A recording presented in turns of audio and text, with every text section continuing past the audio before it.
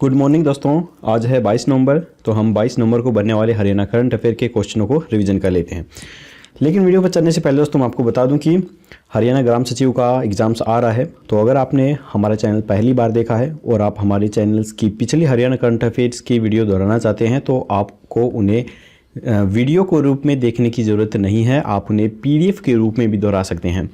आपको 1 महीने की PDF 15 रुपये में, 6 महीने की 40 रुपये में और 1 साल की 60 रुपये में मिलेगी। लिंक डिस्क्रिप्शन में अवेलेबल हैं, आप वहां पर जाकर इन्हें डाउनलोड कर सकते हैं।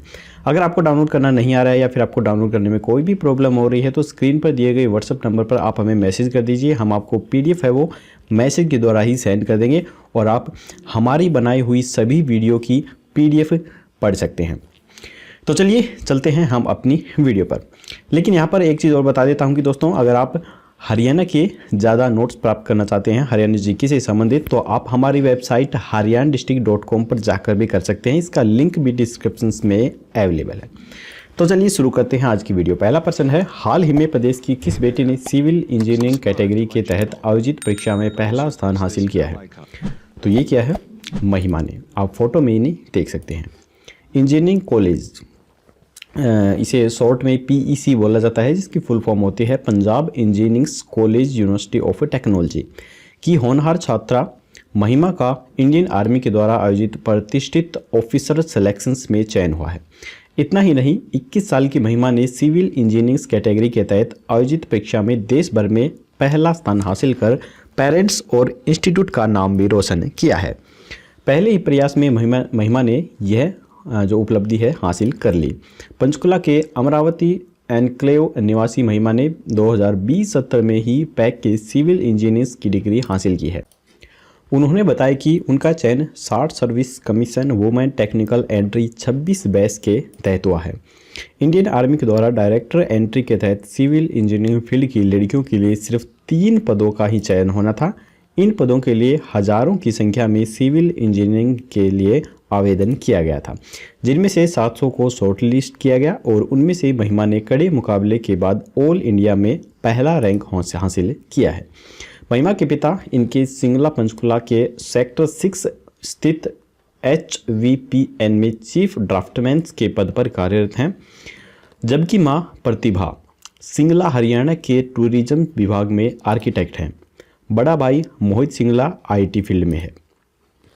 इसके बाद अगला प्रश्न है, हरियाणा की कौन सी यूनिवर्सिटीज़ के कंप्यूटर साइंस इंजीनियरिंग के हेमंत व पोषण जीव विज्ञान की छात्रा ज्योति दिल्ली में आयोजित होने वाले गणतंत्र दिवस समारोह का हिस्सा बनेंगे? तो ये बनेंगे HCU यूनिवर्सिटी के। तो इस यूनिवर्सिटी के जो कुलपति हैं वो प्रोफेसर RC कुहाड़ हैं, ये भी आप अच्छे से ध्यान रखिए। तो HCU यूनिवर्सिटी है हरियाणा केंद्रीय विश्वविद्यालय जो कि महेंद्रगढ़ के अंदर स्थित है। महेंद्रगढ़ के कंप्यूटर साइंस इंजीनियरिंग के हेमंत और पोषण जीव विज्ञान की छात्रा ज्योति दिल्ली में आयोजित होने वाले गणतंत्र दिवस समारोह का हिस्सा बनेंगे। विश्वविद्यालय की राष्ट्रीय सेवा योजना इकाई से जुड़े इन स्वयंसेवकों का चयन बीते दिनों महर्षि दयानंद विश्वविद्यालय रोहतक में हुए राज्य स्तरीय शिविर में हुआ था।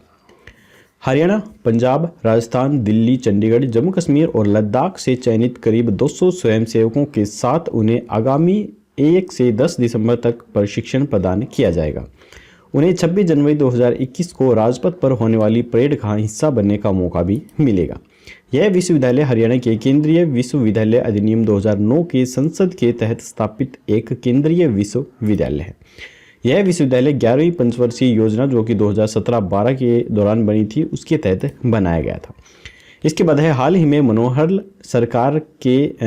सरकार ने आदेश दिया है कि पुराने सफाई कर्मचारियों को हटाकर नए कर्मचारियों को नहीं रखा जाएगा। हरियाणा राज्य सफाई कर्मचारी आयोग के चेयरमैन फिलहाल कौन हैं? तो ये हैं कृष्ण कुमार। कृष्ण कुमार ने बताया कि आयोग के संज्ञान में आया है कि आउटसोर्सिंग पॉलिसी पार्ट 1 के अंतर्गत नियुक्त पुराने सफाई कर्मचारियों को ठेकेदार के द्वारा हटाकर नए सफाई कर्मचारी नियुक्त कर दिए जाते हैं, जिसके कारण हटाए गए पुराने कर्मचारी बेरोजगार हो जाते हैं और उनके पास आजीविका का कोई साधन ही नहीं होने के कारण उन्हें अपने परिवार का पालन पोषण करने में बहुत अधिक कठिनाई होती है। आयोग ने इसका संज्ञान लेते हुए प्रदेश सरकार को ऐसी प्रथा रोकने के बारे में आवश्यक निर्देश जारी करने का अनुरोध भी किया था। मामले की गंभीरता को समझते हुए सरकार ने निर्देश भी जारी कर दिए हैं। इसके बाद है कृषि उत्पादन क्षेत्र में सहकारिता को बढ़ावा देने के लिए किसानों को उनकी फसल का उचित मूल्य देने के लिए हैफेड के द्वारा हर जिले में बाजार खोले जाएंगे। यह घोषणा किसके द्वारा की गई है? तो ये घोषणा की गई है डॉक्टर बनवारी लाल के द्वारा। आप फोटो में इन्हें देख सकते हैं। हरियाणा के सहकारिता मंत्री डॉक्टर बनवारी लाल ने कहा है कि कृषि उत्पादन क्षेत्र में सहकारिता को बढ़ावा देने के लिए किसानों को उनकी फसल का उचित मूल्य देने के लिए हैफेड के द्वारा हर जिले में बाजार खोले जाएंगे। इन बाजारों में डेयरी के उत्पाद के साथ साथ हैफेड के द्वारा रोजमर्रा की प्रयोग होने वाली वस्तुओं को भी रखा जाएगा। इसके अलावा वीटा के बूथों की संख्या बढ़ाने के लिए प्रदेश के सभी उपायुक्तों को लिखा गया है और इन बूथों पर न केवल दूध उत्पाद बल्कि सब्जी व फल भी बेचे जाएंगे। अप्रैल 2020 से अक्टूबर 2020 तक हैफेड के द्वारा 1.25 लाख टन यूरिया व 34,000 टन DAP उपलब्ध करवाया गया। उन्होंने कहा है कि हरियाणा देश का ऐसा राज्य है जहां पर किसान द्वारा उत्पादित सभी फसलों को खरीदा जाता है। इसमें हैफेड सबसे अधिक योगदान देता है। तिल, दाल, सरसों, धान की खरीद में हैफेड अहम भूमिका निभाता है। तो कैथल और करनाल के जो आंकड़े हैं उन पर भी हम नज़र डाल लेते हैं। सहकारिता के राज्य स्तरीय कार्यक्रम में सहकारी चीनी मिल कैथल ने वर्ष 2019-20 के पिराई सत्र में 41.22 लाख क्विंटल गन्ने की पिराई करके 4.16 लाख क्विंटल चीनी का उत्पादन करके मिल ने 94.76% तकनीकी क्षमता को प्राप्त किया है। इस मिल के प्रबंधक निदेशक पूजा चावरिया को सम्मानित किया गया। व द्वितीय स्थान प्राप्त करने पर करनाल चीनी मिल के चेयरमैन निशांत कुमार यादव व MD अदिति को सम्मानित किया गया। चीनी मिल ने वर्ष 2019-20 में 35.72 लाख क्विंटल गन्ने की पिराई करके 3.66 लाख क्विंटल चीनी का उत्पादन करके मिल के द्वारा 91.72% तकनीकी क्षमता को प्राप्त किया था, जो कि एक काफ़ी ज़्यादा सराहनीय कार्य है।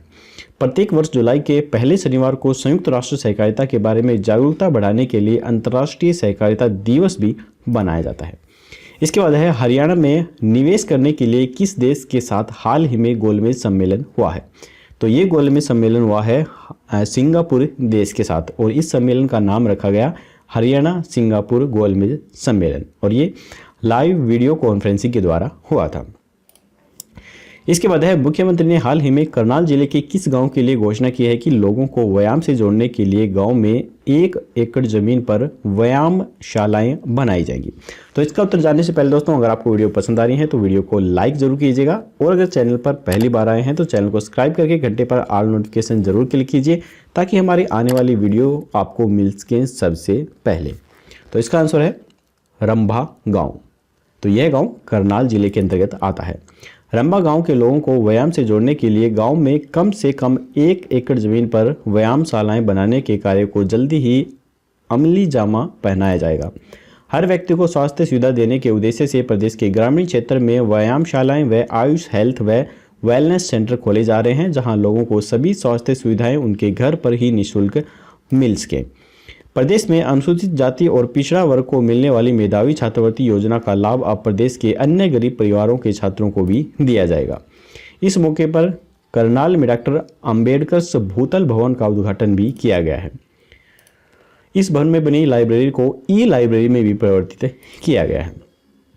तो करनाल का जिक्र हो रहा है तो हम जान लेते हैं करनाल को अन्य किस नाम से जाना जाता है। करनाल को धान का कटोरा, पेरिस ऑफ हरियाणा, नवीनतम पत्ती से बसाया गया शहर, कर्ण नगरी और एग्रो हब के नाम से भी जाना जाता है। इसके अलावा करनाल के अंदर जो प्रमुख संस्थाएं हैं उनके बारे में भी हम जान लेते हैं, क्योंकि एग्जामिनर्स काफ़ी बार इनसे रिलेटेड भी क्वेश्चंस पूछता है। राष्ट्रीय डेयरी अनुसंधान संस्थान, गेहूं अनुसंधान निदेशालय, केंद्रीय मृदा लवणता अनुसंधान संस्थान, पशु अनुवांशिक संस्थान राष्ट्रीय ब्यूरो, भारतीय कृषि अनुसंधान संस्थान, ये सभी संस्थान करनाल में स्थित हैं। इन्हें अच्छे से ध्यान रखिएगा। इसके बाद है विश्व इकोनॉमिक्स फोरम की ओर से जारी बेहतरीन रोड मैप तैयार करने वाले 36 वैश्विक शहरों की सूची में कितने भारतीय शहरों को जगह मिली है? तो ये जगह मिली है 4 भारतीय शहरों को। तो यहाँ पर WEF का मतलब विश्व इकोनॉमिक्स फोरम या फिर वर्ल्ड इकोनॉमी फोरम ही है। बेहतरीन रोड मैप तैयार करने वाले 36 वैश्विक शहरों की सूची में 4 भारतीय शहरों को भी जगह दी गई है। बेंगलुरु, फरीदाबाद, इंदौर और हैदराबाद को विश्व के उन 36 शहरों में शामिल किया गया है जिन्होंने नई तकनीक को सुरक्षित तरीके से अपनाने के लिए एक शानदार रोड मैप भी तैयार किया है। यह सूची विश्व इकोनॉमिक्स फोरम की ओर से जारी की गई है। बता दें कि कोरोना वायरस संक्रमण के दौरान पैदा हुए हालात में तकनीकी ने महत्वपूर्ण भूमिका निभाई है। WEF ने 22 देशों और 6 उपमहाद्वीपों के ऐसे 36 शहरों का चयन किया है जो G20 global smart cities alliance के द्वारा विकसित स्मार्ट सिटीज़ के लिए एक नई वैश्विक नीति रोडमैप की अगुवाई कर रहे हैं। इसके बाद है, केंद्र सरकार ने हाल ही में गिद्ध पक्षियों को बचाने के लिए पंचवर्षीय कार्य योजना शुरू की है। हरियाणा में किस जिले के गिद्ध संरक्षण केंद्र को इस योजना में शामिल किया जाएगा? तो ये किया जाएगा पंचकुला के गिद्ध संरक्षण केंद्र में स्थापित जो केंद्र हैं पंचकुला में, उनको शामिल किया जाएगा। केंद्र सरकार ने हाल ही में गिद्धों को बचाने के लिए पंचवर्षीय कार्य योजनाएं शुरू की हैं। ये गिद्ध शवभक्षी होते हैं जो कि जानवरों के शवों को खाकर आसपास के वातावरण को स्वच्छ रखने में अपना महत्वपूर्ण योगदान देते हैं। गिद्ध विशेष तौर से सफाईकर्ता के तरह कार्य करते हैं, इसीलिए ये ऐसे पशु समूह को जल्दी से निपटाने में महत्वपूर्ण भूमिका निभाते हैं जो कि लाखों कवक और रोगजनक बैक्टीरिया को पाल सकते हैं। तो उनको ये जल्दी ही खाकर और उनको साफ कर देते हैं। इसी वजह से इन्हें पर्यावरण का संरक्षक भी कहा जाता है। गिद्ध संरक्षण प्रजनन केंद्र पिंजौर के अंदर स्थित है। गिद्ध संरक्षण प्रजनन केंद्र हरियाणा वन विभाग और बॉम्बे नेचुरल हिस्ट्री सोसाइटी की एक संयुक्त यह परियोजना है जो ये अब शुरू की जाएगी। यह 3 प्रजातियों के गिद्धों, सफ़ेद पीठ वाले गिद्ध, लंबे चोंच वाले गिद्ध और पतले चोंच वाले गिद्ध को विलुप्त होने से बचाने के लिए सहयोगात्मक शुरू की जाएगी। फरवरी 2004 में गिद्ध रिकवरी योजना लागू की गई थी, परंतु इसे 2006 से अमल में लाया गया था। डिक्लोफेनाक दर्द और सूजन का इलाज करने के लिए पशुओं को दिया जाने वाला एक गैर स्टेरॉइड विरोधी भड़काऊ दवा है जो कि गिद्धों की मृत्यु का प्रमुख कारण बन रहा है और इसी की वजह से जो गिद्धों की जनसंख्या है वो काफ़ी ज़्यादा कम होती जा रही है। और मैं बता दूं कि ये जो दवाई है ये पशुओं को, जिस प्रकार से गाय हैं या भैंस हैं, उनको दी जाती है जब वो बीमार हो जाते हैं या फिर उन्हें कोई बीमारी हो जाती है। और मरने के बाद जब उन पशुओं को हम बाहर कहीं भी घेर देते हैं तो ये गिद्ध इनको खाते हैं और वो दवा गिद्धों के जो किडनी होती है उन पर काफ़ी ज़्यादा नेगेटिव असर करती है और इस वजह से जो गिद्ध हैं इनकी जनसंख्या काफ़ी कम हो रही है और ये मरते चले जा रहे हैं। तो हालांकि इस दवाई पर अब रोक भी लगा दी गई है। तो यहाँ पर पंचकुला की बातें हो रही हैं तो पंचकुला की कुछ प्रसिद्ध चीज़ों के बारे में हम जान लेते हैं। सन 1995 में पंचकुला को जिला का दर्जा मिला। इस जिले में भारतीय पश्चिमी कमान के प्रतिष्ठित चंडी मंदिर छावनी का मुख्यालय भी है। पंचकुला में पंचकुला, बरवाला, पिंजौर, कालका और रायपुर रानी जैसे बड़े शहर भी हैं। इसके अलावा इस जिले में मोरनी के नाम से जाना जाने वाला हरियाणा का एकमात्र हिल स्टेशन भी स्थित है। इसके बाद है, हरियाणा सरकार ने किसानों को बढ़ावा देने के लिए हाल ही में कौन से कार्ड की शुरुआत की है? तो ये की है पशुधन किसान कार्ड की शुरुआत। किसानों के लिए पशुपालन व मत्स्य पालन आय का अब एक और साधन बन गया है। पशुधन किसान क्रेडिट कार्ड बनाकर इस योजना की शुरुआत की गई है। इस क्रेडिट कार्ड की सीमा 1.60 लाख रुपए है, जिसके तहत अब तक 6 लाख पशुपालकों का पंजीकरण करवाया जाएगा व 51 और 156 पशुपालकों को क्रेडिट कार्ड दिए जाएंगे। दुधारू पशुओं की खरीद हेतु बैंक ऋण पर ब्याज अनुदान की सुविधा के तहत 1692 डेयरी इकाइयाँ स्थापित की जाएंगी। तो यहाँ पर हमारे हरियाणा करंट अफेयर के क्वेश्चंस खत्म होते हैं। अब हम अपना छोटा सा रिवीजन टेस्ट लगा लेते हैं। तो पहला प्रश्न है कि हाल ही में प्रदेश की किस बेटी ने सिविल इंजीनियरिंग कैटेगरी के तहत आयोजित परीक्षा में पहला स्थान हासिल किया है? तो ये किया है महिमा ने। हरियाणा की कौन सी यूनिवर्सिटी के कंप्यूटर साइंस इंजीनियरिंग के हेमंत व पोषण जीव विज्ञान की छात्रा ज्योति दिल्ली में आयोजित होने वाले गणतंत्र दिवस समारोह का हिस्सा बनेंगे? तो ये बनेंगे HCU, हरियाणा जो केंद्रीय यूनिवर्सिटी है उसके। हाल ही में मनोहर सरकार ने आदेश दिया है कि पुराने सफाई कर्मचारियों को हटाकर नए कर्मचारियों को नहीं रखा जाएगा। हरियाणा राज्य सफाई कर्मचारी आयोग के चेयरमैन कौन बने हैं? तो ये हैं कृष्ण कुमार। इसके बाद है, कृषि उत्पादन क्षेत्र में सहकारिता को बढ़ावा देने के लिए किसानों को उनकी फसल का उचित मूल्य देने के लिए हैफेड के द्वारा हर जिले में बाजार खोले जाएंगे।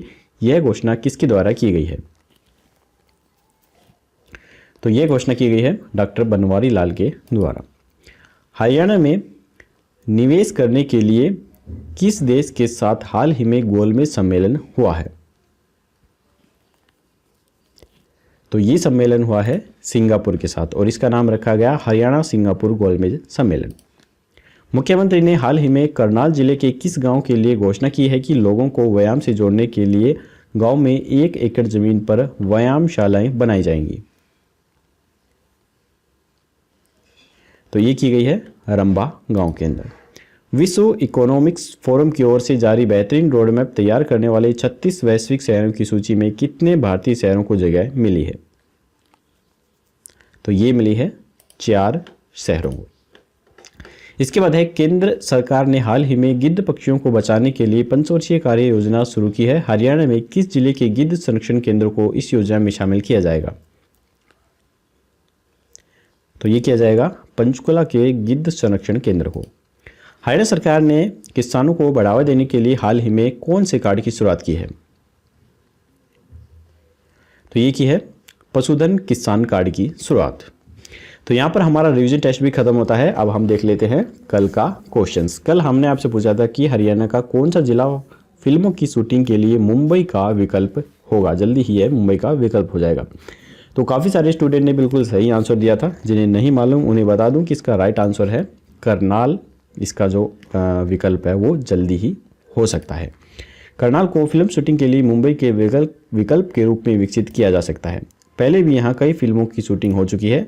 लॉकडाउन के बाद एक बार फिर यहाँ शूटिंग और इससे जुड़ी गतिविधियाँ शुरू हो गई हैं।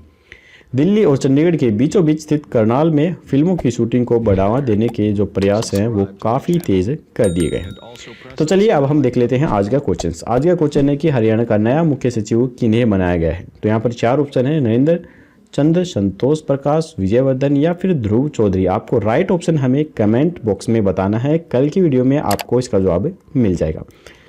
तो आज की वीडियो दोस्तों यहीं पर खत्म होती है। अगर आपको वीडियो पसंद आई हो तो लाइक जरूर कीजिएगा, चैनल को सब्सक्राइब जरूर कीजिएगा। तो चलिए कल मिलते हैं ऐसी ही एक और नई वीडियो के साथ। तब तक के लिए जय हिंद, जय भारत।